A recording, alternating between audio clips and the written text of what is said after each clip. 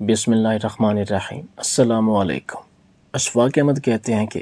ایک دفعہ 23 مارچ کو مینار پاکستان میں ایک تقریب منعقد کی گئی تو مجھے پاکستان کے ایک نامور وزیر نے آنکھوں دیکھا انتہائی منفرد اور تاریخی قصہ بیان کیا کہ مجھ پر رکت آمیز لمحات طاری ہو گئے۔ میرے ساتھ ساتھ یقیناً یہ انتہائی عمدہ واقعہ جاننے کے بعد آپ سب کو اچھی طرح معلوم ہو جائے گا کہ ایک حکمران کی سادہ زندگی گزارنے سے عوام پر کیا اثر پڑتا ہے، اور اس کے علاوہ سادگی کسی ملک کی تعمیر و ترقی میں کتنا اہم کردار ادا کرتی ہے۔ کسی ملک کے حکمران کا سادہ زندگی گزارنا نہ صرف اس ملک کی عوام کے دلوں میں جگہ بناتا ہے بلکہ کسی بھی ملک کی مجموعی ترقی اور خوشحالی کے لیے بھی بہت اہم کردار ادا کرتا ہے۔ حکمران کا سادہ لائف سٹائل عوام اور حکمران کے درمیان اعتماد، شفافیت اور ایمانداری کو ایسے فروغ دیتا ہے جو کہ کسی بھی ملک کی ترقی کے لیے بہت ضروری ہے۔ ماضی میں بہت سے مثالی اور سادہ زندگی گزارنے والے حکمرانوں کی زندگی سے دنیا نے یہ سبق سیکھا ہے کہ سادہ زندگی گزارنے والے حکمران خود کی بجائے عوام کی فلاح و بہبود کو ترجیح دیتے ہیں، اپنی ضروریات کو کم کر کے عوامی ضروریات پر توجہ دیتے ہیں، جس سے عوام کی زندگی میں بہتری آتی ہے۔ کئی عالمی رہنماؤں نے اپنی سادہ زندگی کی بدولت اپنے ملک کو ترقی کی راہ پر گامزن کیا۔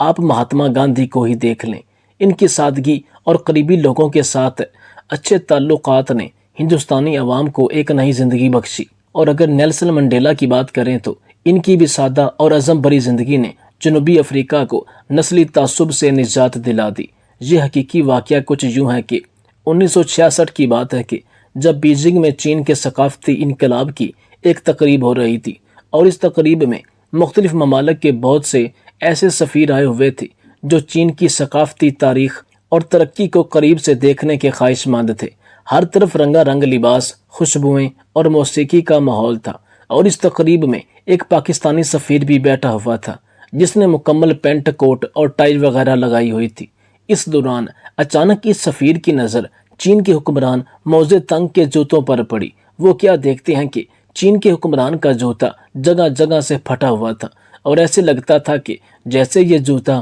موچی نے جگہ جگہ سے سلائی کیا ہوا ہو۔ یہ منظر دیکھ کر پاکستانی سفیر کو بہت تعجب ہوا کہ اتنی بڑی آبادی رکھنے والی ریاست کے حکمران نے یہ کیسے جوتے پہنے ہوئے ہیں، شاید یہ اپنی سادگی کا کوئی ڈرامہ کر رہا ہے۔ خیر، جب تقریب ختم ہوئی تو پاکستانی سفیر سے رہا نہیں گیا۔ خیر، اس نے گپ شپ لگاتے ہوئے وہاں پر موجود چین کی کمیونسٹ پارٹی کے جنرل سیکرٹری سے تنزیہ طور پر کہا کہ یار تم لوگ بھی کمال کرتے ہو، تم لوگ اب اتنے بھی غریب نہیں ہو کہ اپنی کمیونسٹ پارٹی کے چیئرمین کو جوتوں کا ایک نیا جوڑا خرید کر نہ دے سکو۔ پاکستانی سفیر کے تعجب بھرے اس سوال کے جواب میں اس چینی جنرل سیکرٹری نے کہا کہ نہیں بھائی، ایسی بات نہیں ہے۔ اصل میں بات کچھ یوں ہے کہ چند ماہ پہلے موزے تنگ ایک کارخانہ کے دورے پر گئے تھے جہاں انہوں نے دیکھا کہ مزدوروں کی زیادہ تر اکثریت ننگے پاؤں کام کر رہی تھی، اور جب موزے تنگ نے ان مزدوروں سے اس کی وجہ دریافت کی تو انہی مزدوروں کی طرف سے دریافت ہوا کہ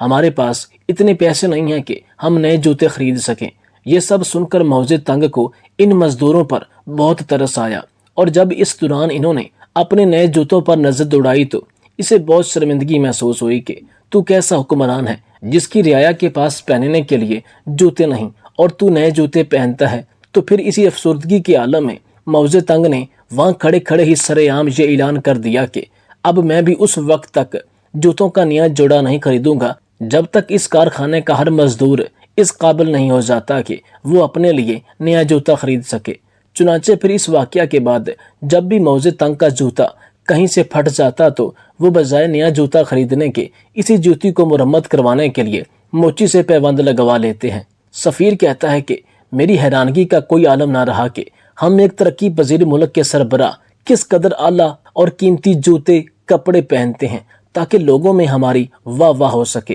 اور اسی وقت میں یہ جان گیا کہ یہی وجہ ہے کہ موزے تنگ بلا تفریق ہر ملک اور مذہب کے محنت کش لوگوں کے لیے آنکھ کا تارا بنے ہوئے ہیں۔ اور واقعی کسی نے سچ کہا تھا کہ ایسی خوبیوں والے سیاستدان شاید ہی دنیا میں کبھی دوبارہ جنم لیں۔ پھر اس سفیر نے مجھے چینی حکمران موزے تنگ کی زندگی سے جڑا ایک اور سبق آموز واقعہ سنایا جسے سن کر یقیناً آپ کو کچھ نہ کچھ سیکھنے کو ضرور ملے گا۔ بات کچھ یوں ہے کہ موزے تنگ نے چین کی معیشت کو تیزی سے ترقی یافتہ بنانے کے لیے 1958 میں گریٹ لیگ فارورڈ نامی ایک منصوبہ شروع کیا، اور اس منصوبے کا مقصد یہ تھا کہ جس سے چین میں زرعی اور صنعتی پیداوار میں تیزی سے اضافہ ہو سکے۔ اس منصوبے کی تکمیل کے دوران بہت سے دلچسپ اور منفرد واقعات رونما ہوئے۔ اس دوران چین کے ایک دور دراز گاؤں میں، جہاں کے لوگ عام طور پر کھیتی باڑی کرتے تھے، موزے کی اس گریٹ فارورڈ لیپ نامی تحریک کے تحت اس گاؤں کے کسانوں کو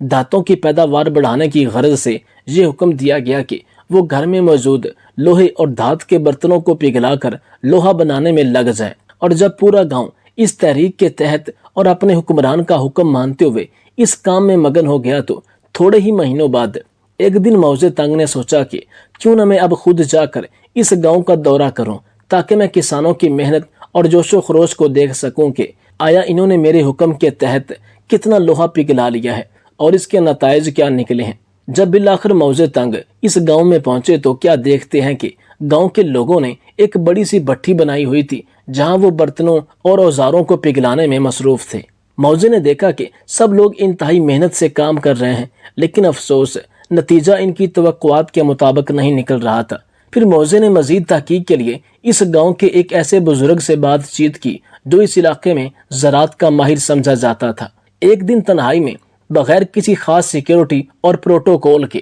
موزے نے جب اس بزرگ سے اس تحریک کے نتائج دریافت کیے تو اس بزرگ نے موزے سے کہا کہ جناب، اگر آپ برا نہ منائیں تو میں آپ سے ایک بات کہوں۔ پھر موزے سے اجازت طلب کرنے کے بعد اس بزرگ نے عرض کیا کہ ہمارے گاؤں کے لوگ زراعت کے شعبے میں بہت مہارت رکھتے ہیں اور ہماری زمین بھی بہت زرخیز ہے، لیکن معذرت ہم دھات کاری میں مہارت نہیں رکھتے، اور شاید اسی وجہ سے گاؤں میں دھات کاری کے منفی نتائج سامنے آ رہے ہیں۔ اور اگر ہم دھات کاری کے برعکس زراعت پر توجہ دیتے تو شاید آج بہتر نتائج حاصل کر لیتے۔ پھر کیا تھا، بزرگ کی بات غور سے سننے کے بعد موزے تنگ نے یہ نتیجہ اخذ کر لیا کہ ہر گاؤں کے لیے وہی کام موزوں ہے جس میں وہ مہارت رکھتے ہوں، یعنی انہوں نے اس پورے منصوبے سے یہ نچوڑ نکالا جس کا کام اسی کو ساجے۔ پھر اسی نچوڑ کے تحت موزے تنگ نے اس بزرگ کی بات مان کر حکمت عملی میں تبدیلی کرنے کا فیصلہ کر لیا۔ چنانچہ اس تبدیلی کے تحت انہوں نے گاؤں والوں کو دھات کاری کے کام سے ہٹا کر پھر سے زراعت پر پہلے سے بھی زیادہ توجہ دینے کا ٹاسک دے دیا، اور دھات کاری کے لیے انہوں نے ان مخصوص علاقوں کا انتخاب کیا جہاں کے لوگ دھات کاری میں مہارت رکھتے تھے۔ اور پھر کیا تھا، ان کا یہ فارمولہ کام کر گیا اور ہر طرف سے انہیں مثبت نتائج موصول ہونے لگے۔ چین کے حکمران موزے تنگ کی مثالی زندگی سے ہمیں یہ سبق ملتا ہے کہ کامیابی صرف حکم دینے سے نہیں، بلکہ لوگوں کی حقیقی صلاحیتوں کو سمجھنے اور ان کے مطابق کام کرنے سے حاصل ہوتی ہے۔ اور یہ بھی حقیقت ہے کہ اپنی عوام کی اصلیت کو جانتے ہوئے بالکل وہی لبادہ اختیار کیا جائے جیسے عوام کا ہے، تو ملک و قوم ترقی کی راہ پر گامزن ہو جاتا ہے۔ اور موزے تنگ کی یہی وہ حکمت عملیاں تھیں جنہوں نے چین کی ترقی میں ایک اہم کردار ادا کیا۔ ناظرین کرام، جیسا کہ آج ہم سب لوگ جانتے ہیں کہ چین آج پوری دنیا میں ایک الگ پہچان رکھتا ہے۔ صنعت کاری، دھات کاری، زراعت، ٹیکنالوجی، حتیٰ کہ زندگی کا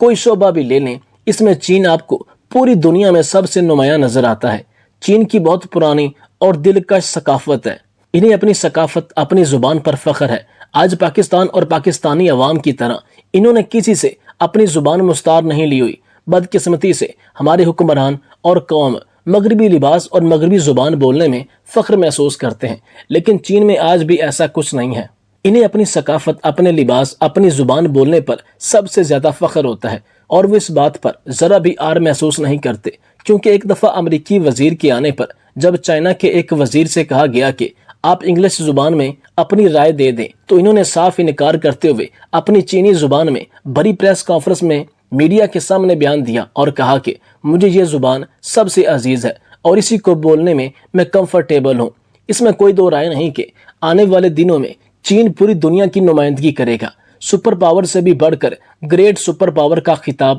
اپنے نام کرے گا۔ دعا کرتے ہیں کہ اللہ تعالیٰ پاکستان کو بھی ایسے حکمرانوں سے نوازے جو ملک و قوم کے ہمدرد اور موزے تنگ کی طرح پاکستانی عوام اور ان کے حالات یعنی گراؤنڈ ریئلٹی سے بخوبی آگاہ ہو کر عوام دوست پالیسیز بنائیں، جس سے یہ ملک ترقی کی راہ پر چلتے ہوئے دنیا میں اپنا ایک منفرد مقام پیدا کرے۔